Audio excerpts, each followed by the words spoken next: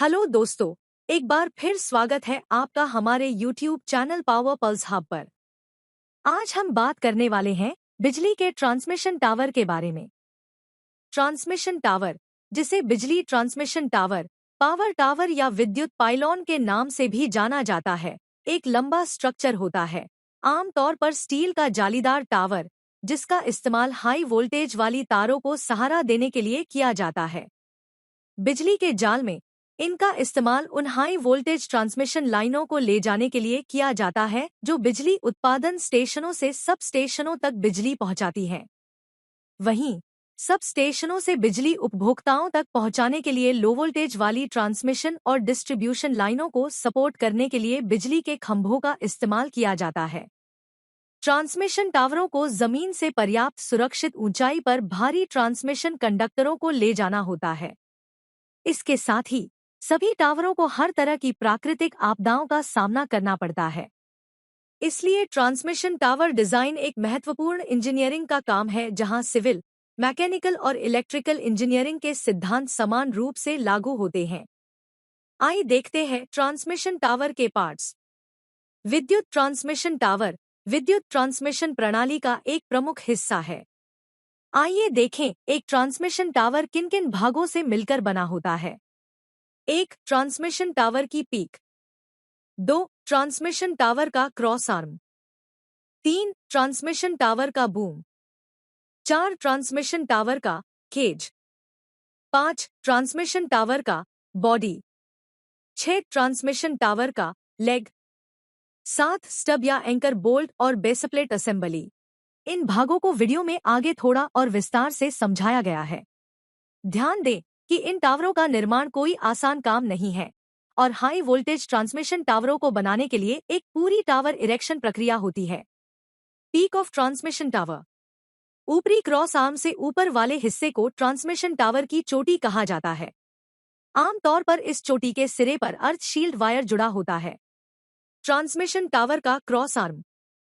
Transmission tower के cross arm transmission conductor को सहारा देते हैं। क्रॉस आर्म का आकार ट्रांसमिशन वोल्टेज के स्तर, कॉन्फ़िगरेशन और स्ट्रेस डिस्ट्रीब्यूशन के लिए मिनिमम बनने वाले एंगल पर निर्भर करता है। Cage of transmission tower. Tower body और पीक के बीच के हिस्से को ट्रांसमिशन टावर का केज कहा जाता है। टावर का यह हिस्सा क्रॉस आर्म को सहारा देता है। Transmission tower body. निचले क्रॉस आर्म से जमीन के स्तर तक के हिस्से को ट्रांसमिशन टावर की बॉडी कहा जाता है। टावर का यह हिस्सा ट्रांसमिशन लाइन के सबसे नीचे वाले कंडक्टर के लिए आवश्यक ग्राउंड क्लियरेंस बनाए रखने में महत्वपूर्ण भूमिका निभाता है। Transmission tower design. Transmission tower design के दौरान इन बातों को ध्यान में रखा जाना चाहिए। जमीन से सबसे नीचे के कंडक्टर बिंदु की ground clearance H1। Insulator string की लंबाई H2। कंडक्टरों के बीच और कंडक्टर और टावर के बीच बनाए रखने के लिए न्यूनतम निकासी H3। जमीन के तार और सबसे ऊपरी कंडक्टर के संबंध में वर्टिकल क्लियरेंस H5। कुल मिलाकर ट्रांसमिशन लाइन का वोल्टेज जितना अधिक होगा, जमीनी निकासी और वर्टिकल दूरी उतनी ही अधिक होती है। यानी हाई वोल्टेज टावरों में जमीनी निकासी की अनुमति अधिक होगी और ऊपरी और नीचे के कंडक्टरों के बीच वर्टिकल दूरी भी अधिक होगी। इलेक्ट्रिकल ट्रांसमिशन टावरों के प्रकार। विभिन्न बातों को ध्यान में रखते हुए ट्रांसमिशन टावर कई प्रकार के होते हैं। ट्रांसमिशन लाइन उपलब्ध रूट के अनुसार चलती है। सीधे रास्ते में किसी बाधा के आने पर ट्रांसमिशन लाइन को मुड़ना पड़ सकता है। लंबी ट्रांसमिशन लाइन की कुल लंबाई में कई मोड़ वाले बिंदु हो सकते हैं। मोड़ के एंगल के अनुसार 4 प्रकार के ट्रांसमिशन टावर होते हैं। ए टाइप टावर, लाइन के मोड़ का एंगल 0 से 2 डिग्री तक। बी टाइप टावर, लाइन के मोड़ का एंगल 2 डिग्री से 15 डिग्री तक। सी टाइप टावर, लाइन के मोड़ का एंगल 15 डिग्री से 30 डिग्री तक। डी टाइप टावर, लाइन के मोड़ का एंगल 30 डिग्री से 60 डिग्री तक। कंडक्टरों द्वारा क्रॉस आर्म पर लगाए गए बल के अनुसार ट्रांसमिशन टावरों को एक और तरीके से वर्गीकृत किया जा सकता है। टैंजेंट सस्पेंशन टावर, और यह आमतौर पर ए टाइप टावर होता है। एंगल टावर या टेंशन टावर, या कभी-कभी इसे सेक्शन टावर भी कहा जाता है। सभी बी, सी और डी टाइप के टावर इसी श्रेणी में आते हैं। विशेष प्रकार के टावर। ऊपर बताए गए सामान्य टावरों के अलावा कुछ विशिष्ट परिस्थितियों में उपयोग किए जाने वाले विशेष प्रकार के टावर भी होते हैं। रिवर क्रॉसिंग टावर, ये टावर नदियों को पार करने वाली ट्रांसमिशन लाइनों को सहारा देने के लिए बनाए जाते हैं। इनका डिजाइन नदी की गहराई, पानी के बहाव और जहाजों के आवागमन को ध्यान में रखते हुए किया जाता है।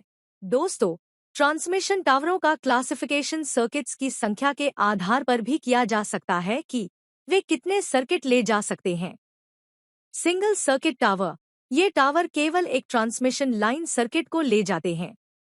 डबल सर्किट टावर, ये टावर 2 ट्रांसमिशन लाइन सर्किट को ले जा सकते हैं। यह भूमि अधिग्रहण की लागत को कम करने में मदद करता है। मल्टी सर्किट टावर, ये टावर 3 या अधिक ट्रांसमिशन लाइन सर्किट को ले जा सकते हैं। इसका उपयोग उन जगहों पर किया जाता है जहां ट्रांसमिशन क्षमता को अधिकतम करना आवश्यक होता है। ट्रांसमिशन टावर विद्युत आपूर्ति प्रणाली का एक महत्वपूर्ण हिस्सा है। ये दूर-दराज के बिजली उत्पादन स्टेशनों से बिजली को उपभोक्ताओं तक पहुंचाने में महत्वपूर्ण भूमिका निभाते हैं। दोस्तों, जैसा कि हमने देखा है, ट्रांसमिशन टावर विभिन्न प्रकार के होते हैं और इन्हें विभिन्न कारकों को ध्यान में रखते हुए डिजाइन किया जाता है।